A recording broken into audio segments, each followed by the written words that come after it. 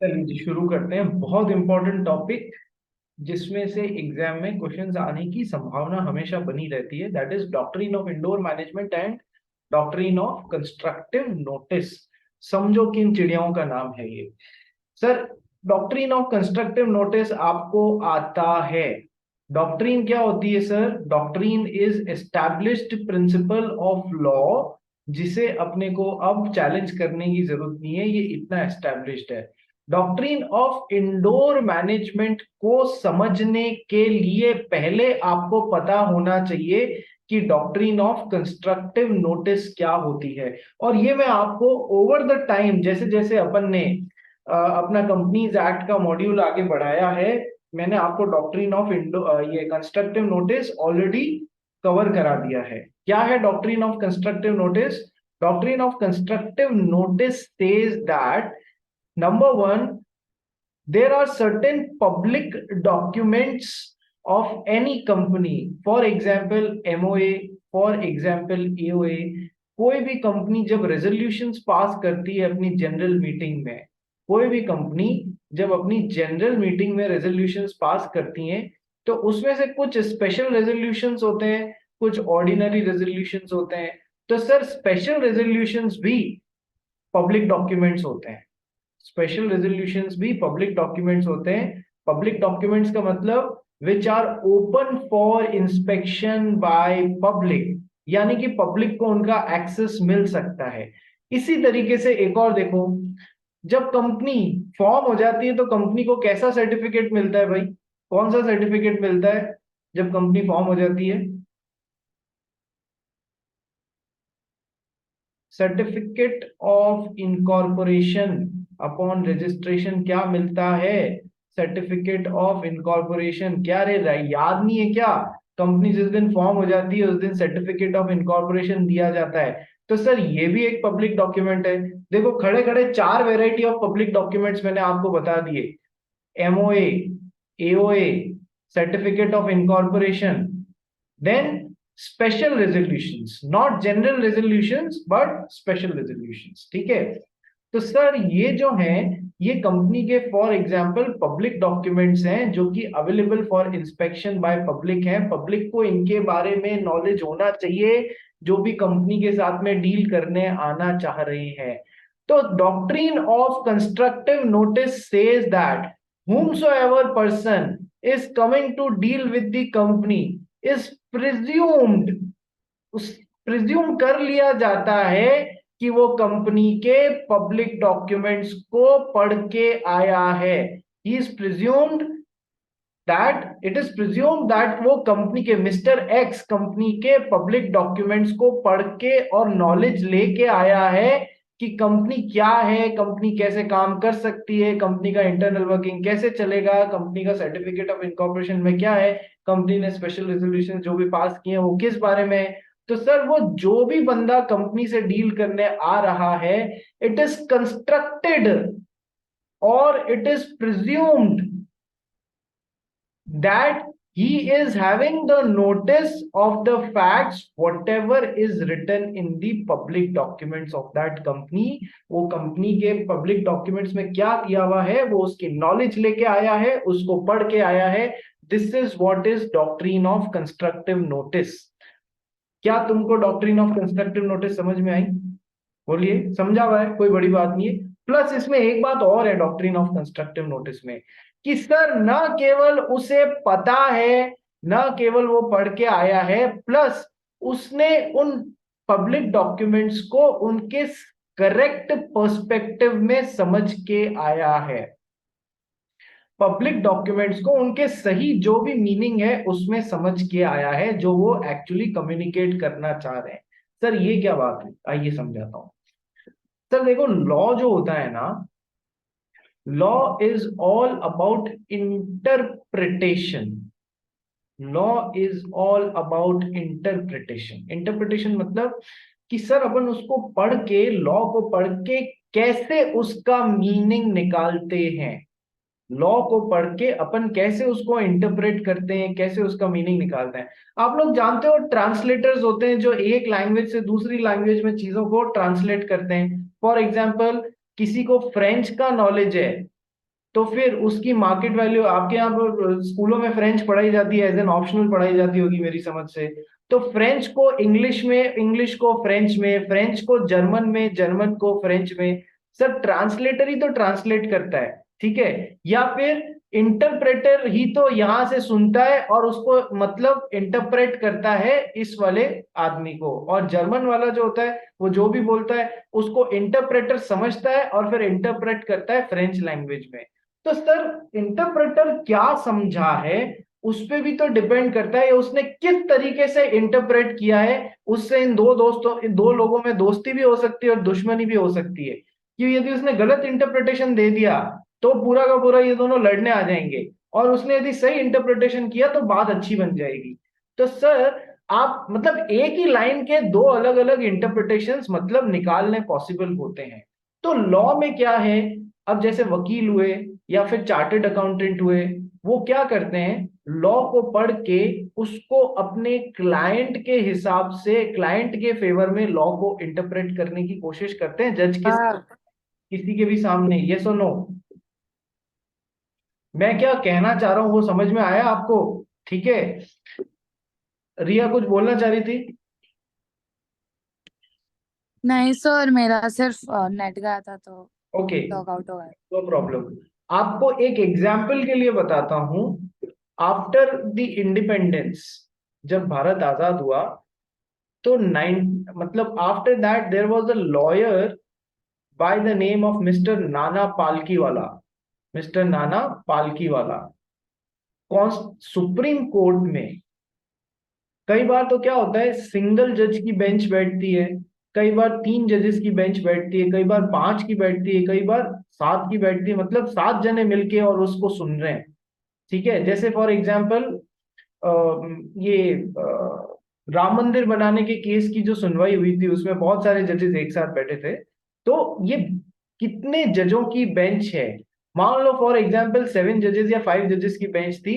तो ये जो लॉयर थे मिस्टर नाना पालकी वाला, इन्होंने कॉन्स्टिट्यूशन ऑफ इंडिया क्या एक आर्टिकल नंबर उठाया, यानी कि सेक्शन नंबर कोई एक उठाया, उसको 20 डेज तक, अलग अलग दिन, 20 डेज तक एक ही आर्टिकल को 20 अलग अलग मीनिंग इंटरप्रेट कर दिए, उसके 20 अलग अलग मीनिंग उस सेम लाइन के इंटरप्रेट किए। और सुप्रीम कोर्ट के सारे जजेस ने जो इतने सारे मिलके बैठे थे, बीसों के बीसों मतलब उसके एक्सेप्ट किए।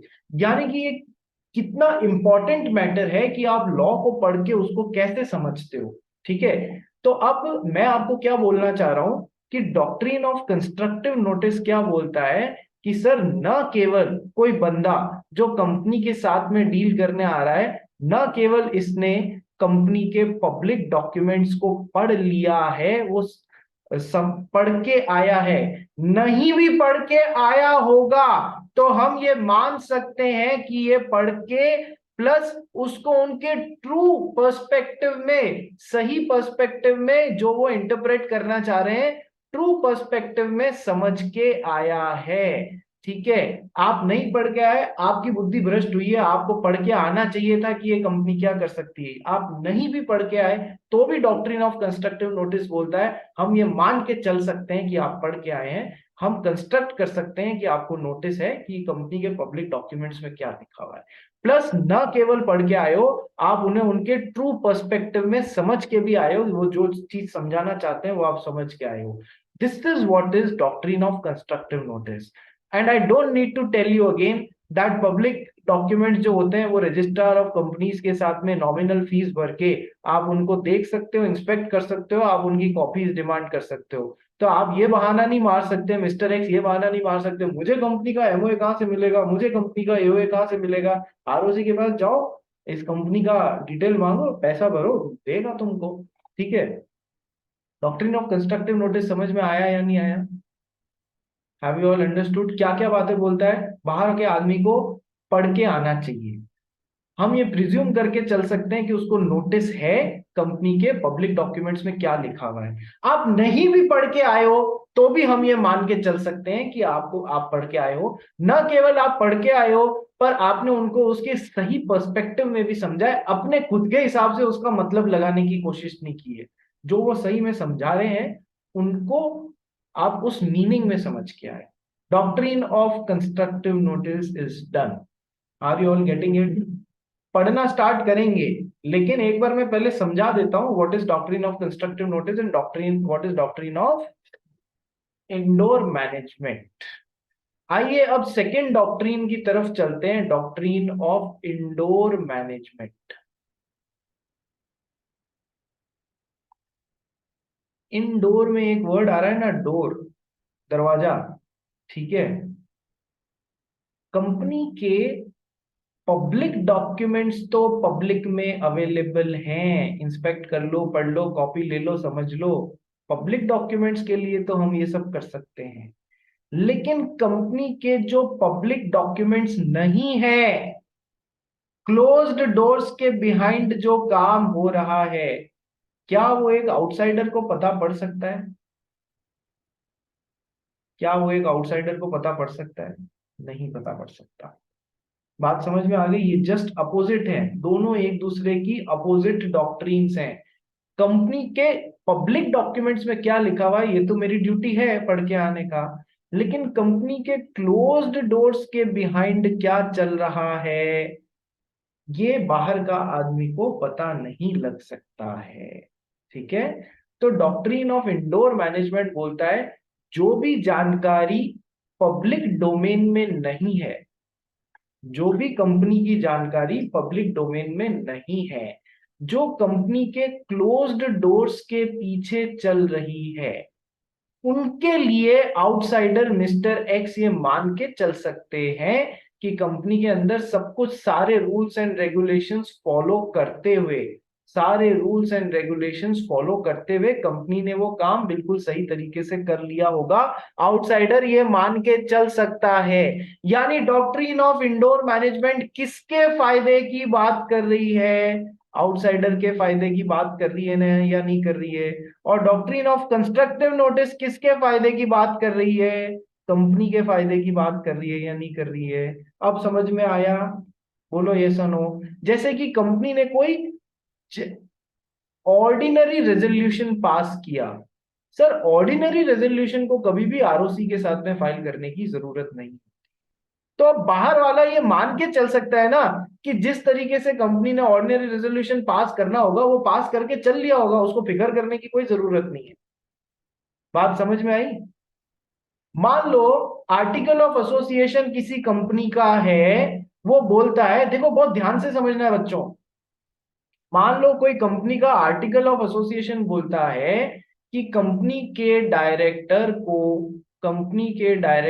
को 3 करोड़ रुपए तक का लोन लेना है, तो ऑर्डिनरी रेजोल्यूशन पास करवा लेवे, और यदि 3 करोड़ से ज्यादा का लोन लेना है तो स्पेशल रेजोल्यूशन पास करा लेवे।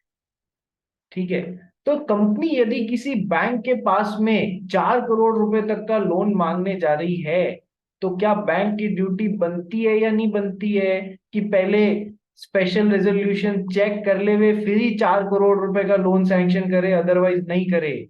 क्योंकि ये पब्लिक डोमेन में होते हैं स्पेशल रेजोल्यूशन या नहीं होते हैं, बताइए यस और नो। तो पहले उस कंपनी के मेमोरेंडम ऑफ एसोसिएशन को चेक कर ले कि कंपनी अपना काम करने के लिए कितने करोड़ रुपए के तक का लोन ले सकती है, 4 करोड़ रुपए तक का लोन ले सकती है या नहीं ले सकती है। फिर उसके आर्टिकल ऑफ एसोसिएशन को चेक कर ले वे कि कितने रुपए तक का लोन की बात करी जा रही है।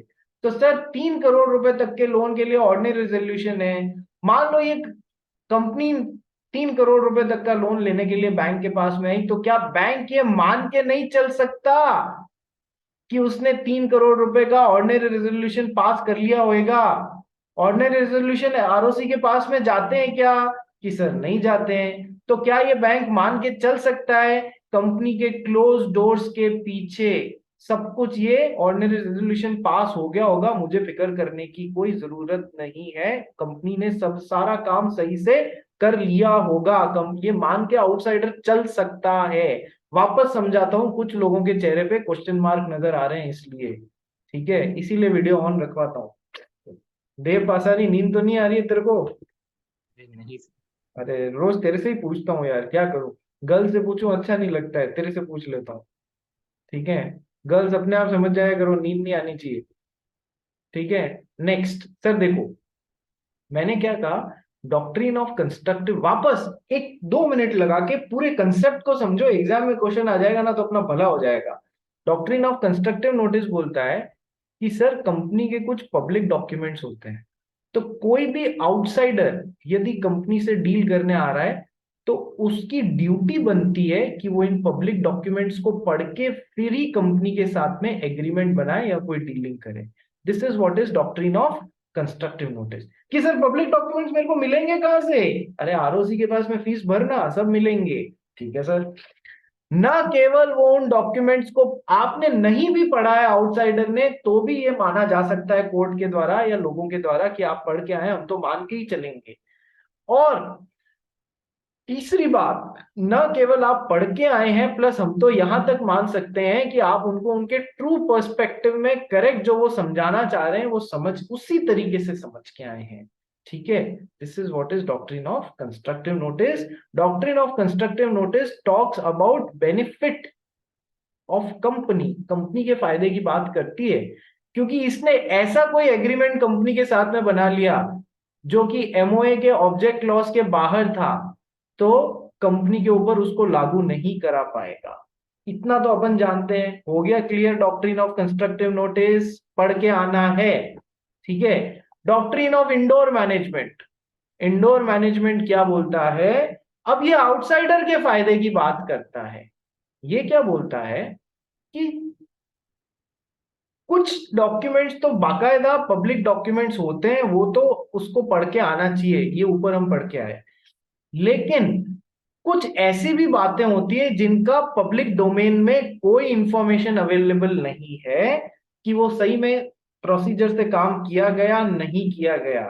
तो जो जो इंफॉर्मेशन पब्लिक डोमेन में नहीं है, उस जो काम कंपनी के क्लोज्ड डोर्स के बिहाइंड हुए हैं, इनडोर्स के बिहाइंड हुए हैं, वो आउटसाइडर को चूंकि पब्लिक डोमेन में नहीं है उसके बारे में पता पड़ भी नहीं सकता।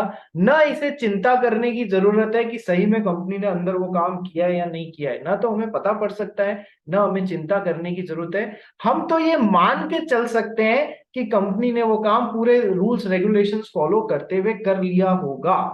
ठीक है। तो this is what is doctrine of indoor management. Close doors indoors में क्या हुआ जो कि पब्लिक इंफॉर्मेशन, पब्लिक डोमेन में वो इंफॉर्मेशन नहीं आ सकती, तो सर उसके बारे में आउटसाइडर को चिंता करने की कोई आवश्यकता नहीं है। वो इसके फेवर में बात मान ली जाएगी, ये मान के चल सकता है कंपनी ने वो सारे काम उस हिसाब से कर लिए हैं जैसे किए जाने चाहिए थे। अब दोनों डॉक्ट्रिन्स क्लियर हुई या नहीं हुई? बोलिए हाँ या ना। कनक, मंशा, शिरीन जॉन, बांगर साहब, देव पासारी एंड रिया। ठीक है। तो सर एग्जाम्पल देखो, जैसे कंपनी के साथ में मिस्टर एक्स टॉयज ट्रेडिंग की डीलिंग करने आ रहे हैं, तो उनको पहले कंपनी के पब्लिक डॉक्यूमेंट्स पढ़ के आने चाहिए थे।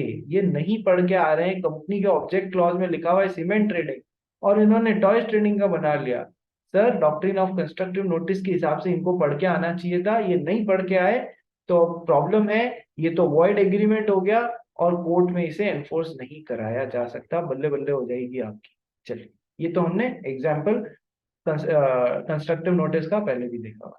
डॉक्ट्रिन ऑफ इंडोर मैनेजमेंट का एग्जाम्पल देखो। कंपनी के आर्टिकल्स ऑफ एसोसिए एमओए में लिखा हुआ है कि सर कंपनी 4 करोड़ रुपए तक का लोन ले सकती है, और एओए में लिखा हुआ है, आर्टिकल ऑफ एसोसिएशन में लिखा हुआ है कि कंपनी यदि 3 करोड़ रुपए तक का लोन लेती है तो वो जनरल रेजोल्यूशन से पास करा के भी ले सकती है। 3 करोड़ से ज्यादा का लेना है तो स्पेशल रेजोल्यूशन पास कराना पड़ेगा। अभी ऊपर बता के आ रहा हूं, ये पब्लिक डोमेन में इंफॉर्मेशन जाती है, ये पब्लिक डोमेन में इंफॉर्मेशन नहीं जाती है।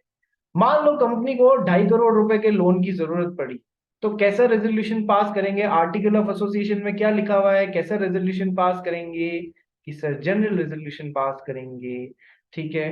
तो अब ये कंपनी गई बैंक के पास में, मुझे 2.5 करोड़ रुपए का लोन चाहिए। बैंक ने क्या किया, इस कंपनी के एमओए और एओए उठा के पढ़ा। एओए में ये लिखा हुआ था 3 करोड़ रुपए तक के लिए जनरल रेजोल्यूशन पास करेंगे तो भी वैलिड रहेगा कंपनी के लिए। समझ में आ रहा है अभी तक? यस और नो कनक? ठीक है। तो अब जब बैंक ने ये पढ़ लिया कि 3 करोड़ रुपए तक के लिए जनरल रेजोल्यूशन पास किया गया, मतलब जनरल रेजोल्यूशन से ही काम चल जाएगा, तो उसने कहा जनरल रेजोल्यूशन तो वैसे भी पब्लिक डोमेन में नहीं आते हैं, तो मैं ये as per doctrine of indoor management मैं ये मान के चल सकता हूं कि कंपनी ने सारा काम as per rules and regulation general resolution pass कर लिया होगा। मेरी चिंता नहीं है देखने, क्योंकि जनरल रेजोल्यूशन पब्लिक डोमेन में आ ही नहीं सकते हैं। तो हम ये मान के चल सकते हैं, बैंक ये मान के चल सकता है कि कंपनी के क्लोज्ड डोर्स के पीछे, इनडोर्स के पीछे सारा काम as per rules and regulations follow होके किया गया है। सो दैट मीन्स अब यदि कंपनी ने रेजोल्यूशन पास ही नहीं किया, ठीक है, देखो स्पेशल सिचुएशन, कंपनी ने रेजोल्यूशन ही पास नहीं किया और बैंक से लोन लेने के लिए आ गई, और बैंक ने जब इस कंपनी के एओए पढ़ा, बोला जनरल रेजोल्यूशन है, वो तो वैसे भी डोमेन में नहीं आते, तो कंपनी ने पास कर लिया होगा और लोन दे दिया 3 करोड़ रुपए का। ठीक है। तो क्वेश्चन पूछा जाएगा क्या अब ये बैंक वसूल सकता है? तुम्हारे हिसाब से क्या आंसर होना चाहिए? As per doctrine of indoor management bank ये मान के चल सकता था कि कंपनी ने जनरल रेजोल्यूशन पास कर लिया होगा? मान के चल सकता था या नहीं चल सकता था? Yes sir. तो जब ये मान के चल सकता था, क्या इसके लिए बैंक को परेशान होने की जरूरत है? सर बैंक को तो उसी इंफॉर्मेशन का एक्सेस होगा ना जो पब्लिक डोमेन में पड़ी है, जो पब्लिक डोमेन में है ही नहीं उसके लिए बैंक को चिंता करने की जरूरत ही नहीं। तो बैंक ये मान के चल सकता है कि कंपनी ने सारे काम as per rules and regulations कर लिए हैं, उसे चिंता करने की कोई जरूरत नहीं है, क्योंकि यहाँ पर पब्लिक डोमेन में इंफॉर्मेशन आनी नहीं थी। और वो लोन दे सकता है और वापस वसूल भी सकता है।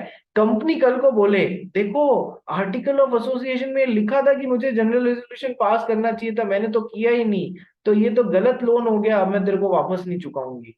तो मेरे तो बैंक क्या बोलेगा, कोर्ट में बोलेगा as per doctrine of indoor management company ने क्लोज डोर्स के पीछे काम सही से किया या नहीं किया ये मेरी चिंता नहीं है, मैं ये मान के चल सकता हूं कि कंपनी ने प्रॉपर रेजोल्यूशंस पास कर लिए होंगे। वो रेजोल्यूशंस पब्लिक डोमेन में आने वाले नहीं थे, इसलिए मुझे चिंता करने की वैसे भी जरूरत नहीं है, इसलिए मुझे मेरा पैसा लौटाया जाना चाहिए। तो कोर्ट बैंक का फेवर करेगा। बात समझ में आई? पूरा concept doctrine of constructive notice and doctrine of indoor management का I hope now it is clear. जिसने आज क्लास अटेंड नहीं करी है, हो सकता है उसको भविष्य में एग्जाम वाले दिन तकलीफ हो, यदि उसने वीडियो रिकॉर्डिंग नहीं भी देखी हो तो। ठीक है भाई, एम आई क्लियर? यदि किसी को 1 पैसे का भी डाउट है तो बेटा यहीं पर पूछ लो, यहीं पूछ लो। नहीं है ना? आगे बढ़े। रिया तेरे को समझ आ रहा है? हाँ सर, मेरे को आ रहा है। ठीक है। इतना आ रहा है कि मैं यदि किसी को समझाने को बोलूं तो समझा देगी? हाँ सर, आ रहा है बस। इसमें इतना पॉज क्यों लेना पड़ा, सोचना क्यों पड़ा? ठीक है समझा दूंगी सर, ऐसा समझना है कि किसी को समझाना भी पड़ा तो 1 मिनट में समझा देंगे। ठीक है, ये कॉन्फिडेंस होना चाहिए एज माई स्टूडेंट्स। ठीक है, आओ पढ़ना चालू करते हैं। देखो बात क्या क्या पढ़नी है कि sir doctrine of indoor management पढ़ना है, लेकिन इंडोर मैनेजमेंट को पढ़ने के पहले डॉक्ट्रिन ऑफ कंस्ट्रक्टिव नोटिस समझना पड़ेगा। ठीक है सर। एक आध केस लॉ भी आएगा बीच में, जो आप बहुत इंपॉर्टेंट केस है जो आपको ध्यान रखने हैं, एक आध केस लॉ भी आएगा। चलो मुझे बताओ, उस दिन एक क्लास में मेरी अपनी लाइट्स, मेरी यहाँ से इंटरनेट लूज हो गया था, इसलिए मैं पूरा वो उस दिन तुमसे पूछ नहीं पाया था। जो जो केसेस के नाम ध्यान है एक एक बोलते रहना चालू करो। मंशा सबसे पहला तू बोल, कंपनी लॉ में अभी तक कौन से केस पढ़े हैं? नाम बोलना चालू कर। एक तो Salomon versus Salomon, Salomon versus Solomon and company, क्या था इस केस का मजमून, क्या था? Separate legal entity. Company separate legal entity है भैया। ठीक है। सेकंड केस का नाम ईशा बांगड़ आप बोलिए। Mercura versus Northern Assurance Company Limited. Macaura versus Northern Assurance Company Limited, case क्या बोल रहा है? The members of the company do not have an insurable interest in the property of the company. बिल्कुल सही। आप तो कंपनी की assets का मालिक कौन है? कंपनी खुद है। आप कंपनी के मालिक हो लेकिन कंपनी की एसेट्स के मालिक नहीं हो। इवन एज अ मेंबर आपकी कंपनी के एसेट्स में इंश्योरेबल इंटरेस्ट तक नहीं है। मैक्यूरा वर्सेस नॉर्दर्न एश्योरेंस कंपनी। देव पासारी, तीसरे केस का नाम बता। डिनशॉ मैनिक जी। दिनशॉ मानिक जी पेटिट केस। हाँ दिनशॉ मानिक जी पेटिट केस। ये क्या है? पारसी पारसी बाबू थे। दिनशॉ मानिक जी पेटिट केस। ठीक है, क्या बोलता था ये केस? रेवेन्यू टैक्स प्रोटेक्ट करने का था मतलब कि वो लोग कंसेप्ट, किस कंसेप्ट के अंडर ये 5 केसेस आ रहे थे? ये वो corporate way, lifting oblique piercing of corporate well. Corporate way. Yes, उसमें एक केस था दिनशॉ मानिक जी पेटिट केस, जहां पर आप कंपनी को टैक्स इवेजन के लिए काम ले रहे हो। ठीक है, कंपनी की सेपरेट लीगल एंटिटी को, वहां हम सेपरेट लीगल एंटिटी मानने से मना कर देंगे। चौथा case Shirin John.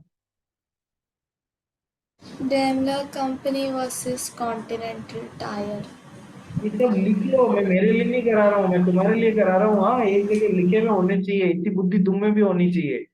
Daimler company और वर्सेस, हाँ, कॉन्टिनेंटल टायर वर्सेस डेमलर। ठीक है, continental tyre and rubber company. Same lifting oblique piercing of corporate well का एक इंस्टेंस है। नेक्स्ट, कनक तो आई नहीं थी उस समय तक। Riya. Yes, sir. Guilford Motor Company versus Horn. Guilford motor company versus mister Horn. Case किस बारे में था? लिफ्टिंग ऑफ कॉर्पोरेट वेल के कौन से इंस्टेंस के बारे में था बेटा? सर वो थोड़ा याद नहीं है, बट इतना याद है कॉर्पोरेट व्हील थ्योरी के बारे में था। Lifting oblique piercing of corporate veil में था। Guilford motor company versus Horne. कौन बताएगा? मंशा तू बताएगी गिलफोर्ड मोटर किस बारे में था?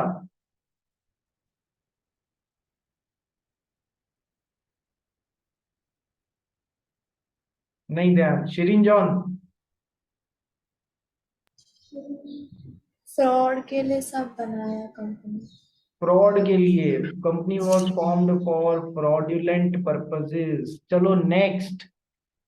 अच्छा, नेक्स्ट खुद बताओ। इसमें 5 केसेस लगते थे, 5 सिचुएशन में 3 कर लिए, 2 और बताओ कौन से लग रहे थे। हाँ देव, बोल बेटा। वर्कमैन ऑफ एसोसिएटेड रबर वाला मेरे को पूरा याद नहीं है। बिल्कुल, workman of associated rubber industry Bhavnagar versus associated rubber industry. ठीक है, कि यदि तुम कंपनी के लोगों का बोनस कम करने के लिए कोई ऐसा काम कर रहे हो, लॉ को बाईपास करने के लिए आपने यदि कुछ दूसरी कंपनी बना दी है, तो सर फिर वो उस सेपरेट लीगल एंटिटी को मानने से मना कर देंगे। ठीक है, बोनस किस हिसाब से डिसाइड हो रहा था इस कंपनी में? कि सर जितना प्रॉफिट हो रहा था उस हिसाब से वर्कमैन का बोनस बन रहा था। यस, याद रखना। और 7वां और आखिरी केस इसमें क्या है? लिफ्टिंग ऑफ कॉर्पोरेट वेल में 5वीं सिचुएशन कौन बताएगा? ईशा तू बताएगी? Merchandise Transport Limited versus British transport commission. Merchandise transport limited versus British transport commission. कि सर यदि आप एजेंट के तौर पे कंपनी को इसीलिए बना रहे हो, जो काम आप खुद नहीं कर सकते, जिसके लिए आप ब्लैक लिस्टेड हो, उसको अपनी एजेंट कंपनी के थ्रू करा लो, तो सर हम एजेंट कंपनी की सेपरेट लीगल एंटिटी मानने से मना कर सकते हैं। ये केस भी अपन ने पढ़ा था। इसके अलावा, इन 7 केसेस के अलावा 8वां केस कौन सा याद आता है? Ashbury Carriage. Ashbury railway carriage company versus Riche. Ashbury railway carriage company versus mister Riche. किस टॉपिक पे था ये केस? MOA पे था। एमओए पे था। क्या बोलता था ये केस? देव बता सकता है? खनक ये तू बता, ये तो तेरे साथ में भी किया हुआ है हमने। कनक,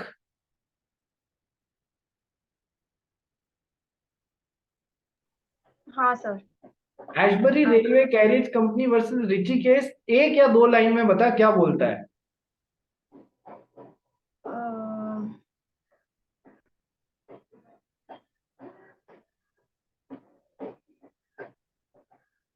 अपन ने किया हुआ है ना तेरे साथ में भी ये, Ashbury railway carriage company versus Riche. हाँ सर। ठीक है, याद आ रहा है? नहीं सर। ठीक है, याद कर लेना। रिया, यस सर। क्या बोलता है बेटा ये केस? सर मेरे को भी इतना अच्छे से याद नहीं है कुछ। ठीक है देव। यही था ना कि जो रेलवे कंपनी था वो लोग इंजन बनाते थे, बट ये लोग ने काम इसको दिया था कि पूरा रेलवे ट्रैक बना के दो, और उसने एक्सेप्ट कर लिया था जबकि वो सिर्फ इंजन बनाते। तो मेमोरेंडम ऑफ एसोसिएशन के ऑब्जेक्ट क्लॉज के बाहर जाके किया गया काम कैसा एग्रीमेंट होता है सर? वॉइड होता है, वो वॉइड एग्रीमेंट होता है, पहली बात। दूसरी बात कि सर इसमें एक बात और आ रही थी Ashbury railway carriage company versus Riche में कि सर जो काम किया गया है, जनरल रेजोल्यूशन, जनरल रेजोल्यूशन को पास करके, I am sorry, resolution pass करके, यानी कि रेटिफाई नहीं किया जा सकता। एमओए के बाहर जाके काम किए गए काम को बाद में रेटिफाई, स्पेशल रेजोल्यूशन बाद में पास करके भी रेटिफाई नहीं किया जा सकता। तो सही तरीका क्या होगा? पहले एमओए के ऑब्जेक्ट क्लॉज को चेंज करिए, फिर उसके बाद में वो काम करिए, तो ही वो काम सही होगा। दैट मीन्स एमओए के ऑब्जेक्ट क्लॉज के बाहर जाके बनाया गया काम, doctrine of ultra vires beyond the powers, keyword ये आना चाहिए था, ये देख के एग्जामिनर तुमको नंबर देगा। अल्ट्रा वायर्स ये कीवर्ड है, ठीक है। फिर समझाना पड़ेगा कि सर केस का नाम ये है, एमओए के बियॉन्ड दी पावर्स कंपनी के जाके काम कर लिया तो वो नल एंड वॉइड काम है, वॉइड एग्रीमेंट है, और उसे रेटिफाई भी नहीं कर सकते। ये था Ashbury railway carriage company versus Riche. नमा केस क्या है? What is the ninth case? बताओ रे। तो मेरे को एक याद है, बोल, नरेंद्र कुमार अग्रवाल वर्सेस, वापस जोर से बोल। Narendra Kumar Agarwal versus Saroj Malu, very good, Narendra Kumar, company limited by guarantee. हाँ, Agarwal versus Saroj Malu, very good sir. ये केस बोलता है, this case is all about a company which is limited, whose limited by guarantee, that means जिसके मेंबर्स की लाइबिलिटी लिमिटेड बाय गारंटी है।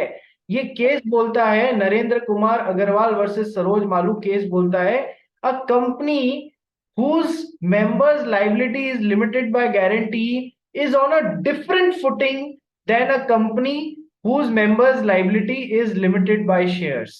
वहां पर जैसे आप अपनी मेंबरशिप फ्रीली मतलब ट्रांसफरेबल कर सकते थे, यहां पर कंपनी ऑब्जेक्ट कर सकती है। आप अपनी मिस्टर एक्स इस कंपनी में अपनी मेंबरशिप यदि मिस्टर वाई को ट्रांसफर कर रहे हैं तो कंपनी ऑब्जेक्ट कर सकती है। This type of company is on a different footing, this type of company is on a different footing than a company which is limited by shares। ये इसमें बोला गया था। और कोई केस बच गया है क्या? ध्यान करो,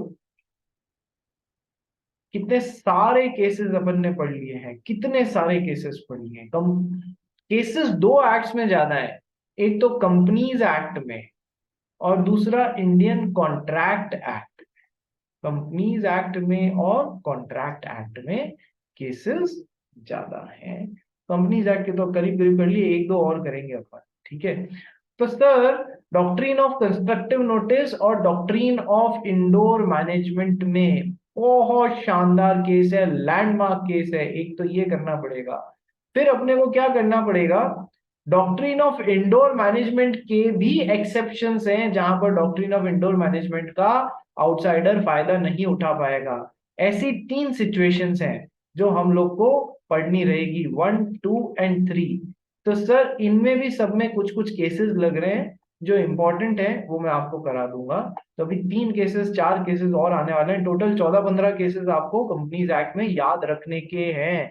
कंपनीज एक्ट बहुत स्कोरिंग होता है बेटा, ध्यान रखना, नंबर छीन के ला सकते हो एग्जामिनर से, इतना स्कोरिंग होता है, जितने की बाकी भी होते हैं, लेकिन इतना इजी और इतना स्कोरिंग कंपनीज ही होता है।